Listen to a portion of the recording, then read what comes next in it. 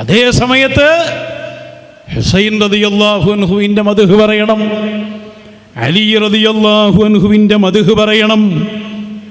സ്വഹാബികളായി സ്ഥിരപ്പെട്ട മഹാന്മാരുണ്ടാവും. അവരുടെ വിഷയത്തിൽ സുന്നത്ത് ജമാഅത്തിൻ്റെ ഉലമാഉം മശായിഖും പറഞ്ഞ നിലപാട് സ്വീകരിക്കുകയും വേണം. ചില ആളുകളുണ്ട് ഹുസൈനാരി അലി തങ്ങളൊക്കെ മദ്ഹ് പറയുമ്പോൾ മുആവിയ തങ്ങളെയും അബൂ സുഫിയാൻ എന്നവരെയൊക്കെ ആക്ഷേപിക്കും. നമുക്കത് പാടില്ല. അത് സുന്നത്ത് ജമാഅത്തിൻ്റെ നിലപാടല്ല. അവർ സ്വഹാബിയായി സ്ഥിരപ്പെട്ടതാണ്. സഹീഹുൽ ബുഖാരിയിൽ ഒരധ്യായം തന്നെയുണ്ട്, ബാബു ദിക്രി മുആവിയ എന്ന ഒരധ്യായം സഹീഹുൽ ബുഖാരിയിൽ തന്നെയുണ്ട്.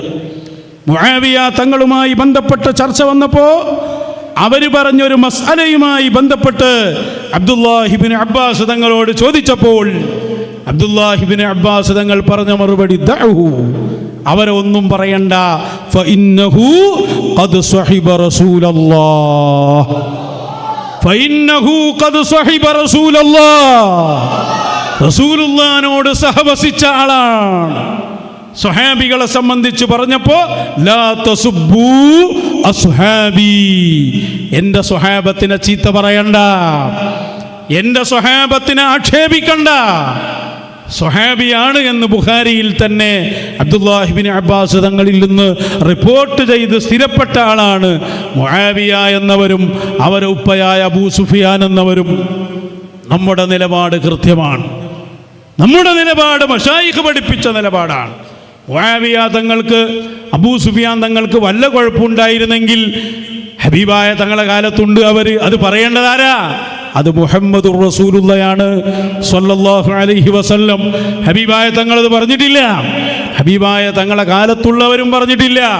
സ്വഹാബികൾ അവർ സ്വഹാബിയാണെന്ന് പറയുകയാണ് ഉണ്ടായത്.